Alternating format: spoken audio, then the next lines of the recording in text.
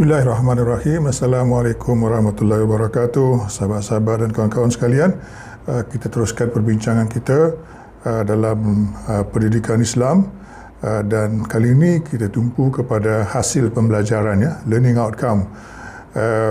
Sebab ini amat penting, ya, apabila kita menjalankan pendidikan, learning outcome ni perlu perlu diperhatikan dengan sesama.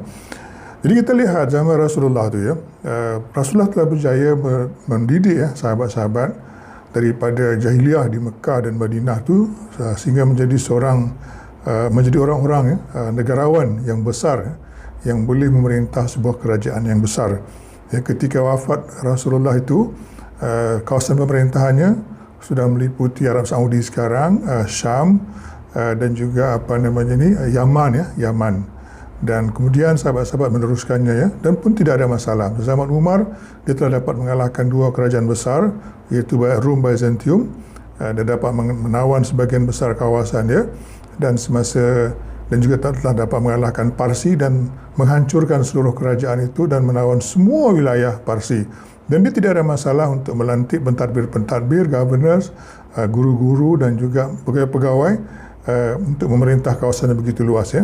Jadi orang yang dilatih oleh Rasulullah itu bukan sedikit, ya, bahkan ratusan ribu, mungkin 100,000 ada, ya, orang-orang yang penuh berbakat, ya, yang dapat memerintah sebuah negara. Jadi masa zaman Umar tu kawasan pemerintahnya pun amat luas, ya, daripada Tunisia sampai ke Afghanistan, dan di utara Syam, Palestin, sampai ke di selatan adalah Yaman, ya. Jadi ada 10 semuanya hasil pembelajaran. Boleh buat lebih, kan, tapi yang saya nak senaraikan 10 sajalah untuk tujuan perbincangan, ya. Nak buat 12 kan boleh, suka hatilah, kan. Pertama, akidah yang sejahtera. Keduanya, ibadah yang betul. Ketiga, akhlak yang mantap, mampu melawan hawa nafsu, menjaga waktu, mengurus dengan baik dan tersusun, berguna kepada masyarakat, kuat tubuh badan, berpengetahuan luas dan berhikmah, dan ke-10, keusahawanan yang tinggi, ya. Jadi yang pertama adalah akidah yang sejahtera. Akidah ni adalah system of belief, ya, kepercayaan, ya, kepercayaan kita kepada alam ini, juga diri kita lah, kan, kepada pencipta dan juga kepada penciptaan alam inilah, ya. Jadi amat penting sebenarnya, ya, ketika Nabi Musa telah dapat menyelamatkan Bani Israel, bawa ke ke Palestin, ya, selepas selamat daripada Firaun. Asalnya mereka ni menyembah tak tentulah, kan, tapi akhirnya dapat menyembah Allah Subhanahu Wa Taala. Tapi dalam pada itu pun mereka telah minta buat berhala, ya. Dalam surah Al-A'raf 139, Allah menceritakan bagaimana orang Yahudi itu telah minta dibuatkan berhala, kan. Jadi itu Nabi Musa menjelaskan, ya, Allah hanya satu, kan, tak boleh disirikkan, tak boleh disekutukan dengan yang lain. Satu saja, iaitu Allah Subhanahu Wa Taala, kan. Kemudian mereka balik semula kepada yang betul, menyembah Allah. Kemudian apabila Nabi Musa pergi ke Bukit Tursina, kan, seorang daripada mereka ni namanya Samiri, kan. Samiri ni dia pergi kumpulkan emas daripada orang Yahudi itu, dibuat patung anak lembu. Dan kemudian walaupun nama satu Nabi Harun ada, dia berjaya memperdaya orang-orang Yahudi ini supaya menyembah anak lembu lah. Dan jadi apabila Nabi Musa kembali itu, dia sangat marahlah dan menghalau Samiri, lalu membuang anak patung lembu itulah, kan. Jadi dalam episod ini, dalam sejarah ini memang jelas menunjukkan bahawa Nabi Musa sangat memberatkan keesaan Allah SWT. Itulah sebenarnya tujuan Nabi-Nabi dan Rasul-Rasul diutus. Semuanya mereka adalah mengajak supaya mengesahkan Allah SWT, kan. Bahkan kita dalam sembahyang kita, setiap hari kita berikrar, kan, inna salati wa nusuki wa mahyaya wa mamati lillahi rabbil alamin, ya. Sesungguhnya sembahyangku, ibadahku, hidupku dan matiku hanya untuk Allah SWT, yang memelihara dan mentadbir sekalian alam, kan. Dan juga Allah mengingatkan, kan, dalam surah Az-Zumar, dan maksudnya lebih kurang, ya, dan sungguhnya jika engkau mempersekutukan sesuatu yang lain dengan Allah, tentulah akan gugur amalmu dan engkau akan tetap menjadi orang-orang yang rugi, ya. Jadi itu dia, ya, amat penting supaya kita mengesahkan Allah Subhanahu Wa Taala, kan tak boleh mengsyirikkan dengan apa-apa pun, kan. Jadi itulah yang dalam pendidikan kita, dia punya learning outcome dia di antara itulah supaya mengesahkan hanya satu Tuhan sahaja, kan, tidak ada Tuhan-Tuhan yang lain, kan. Yang kedua kan, learning outcome yang kita perlu terapkan dalam pendidikan kita adalah ibadah yang betul, ya. Ibadah yang betul, ya. Sembahyangnya, tindak tanduknya semua betul, kan. Jadi dalam sirah, dalam sejarah Rasulullah ada banyak dinyatakan bagaimana Rasulullah telah memerintahkan supaya melakukan solat dengan betul, kan. Dalam satu hadis riwayat Ahmad dan juga Abu Daud, Rasulullah bersabda, "Suruhlah anak-anak kecilmu melakukan solat pada usia 7 tahun dan pukullah mereka bila lalai atasnya pada usia 10 tahun dan pisahkan mereka pada tempat tidur mereka lah, ya, daripada ibu bapa dan juga laki-laki perempuan lah, kan." Itu, ya.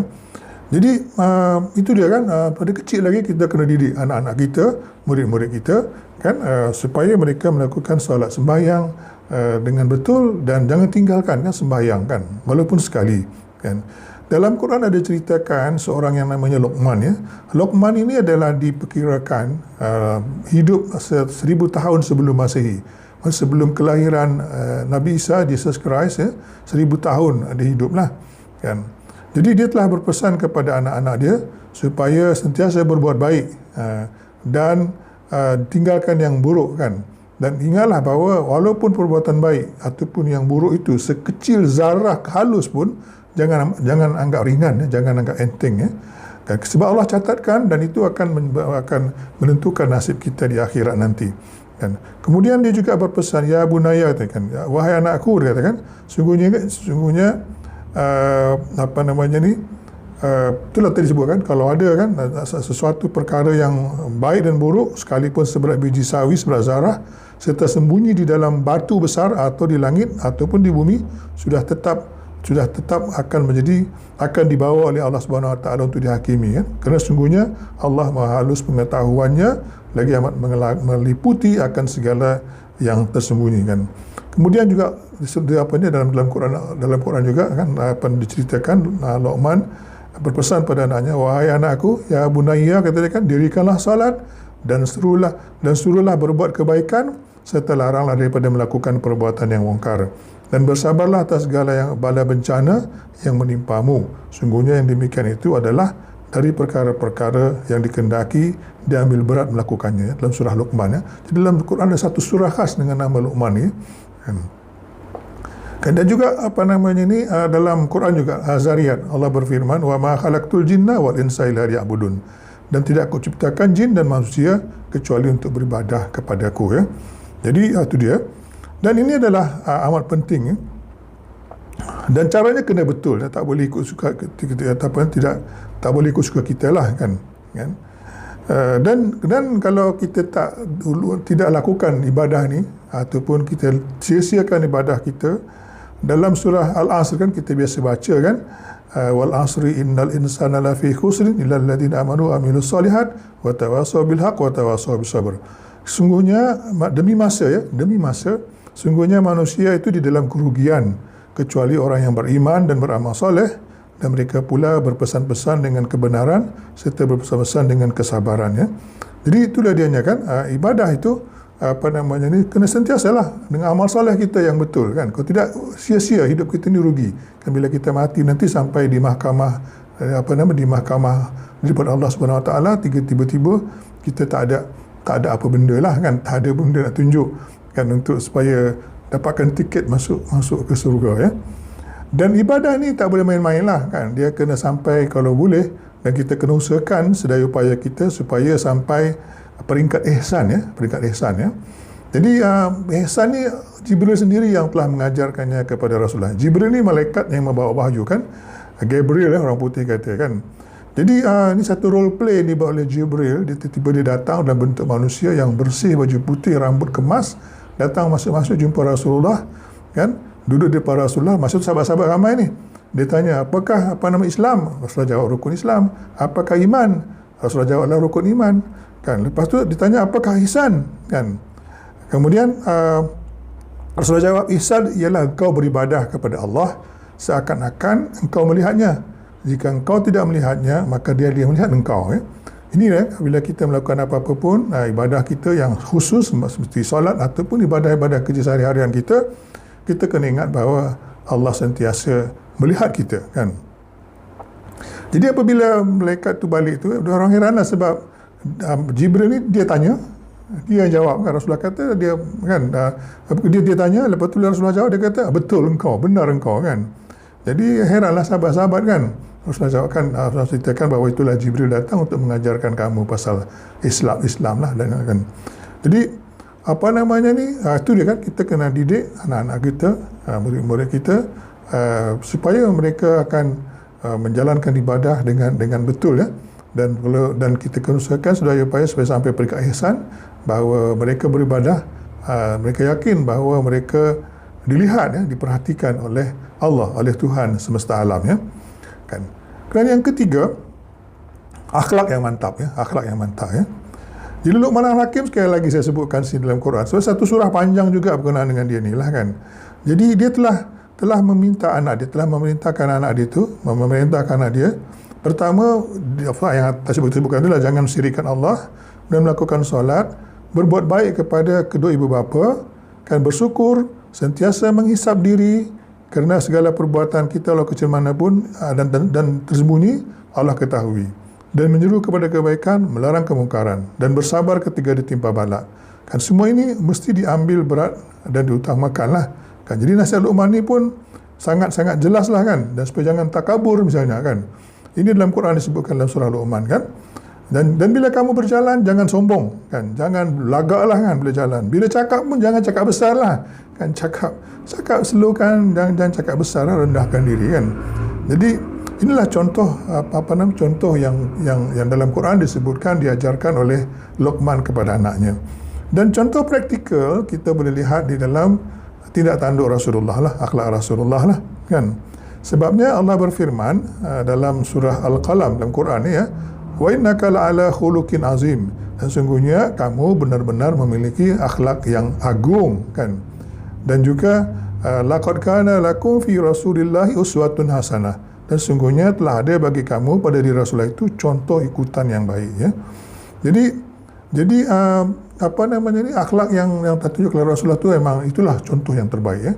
Maknanya termasuklah keberanian, integriti, memimpin, ya.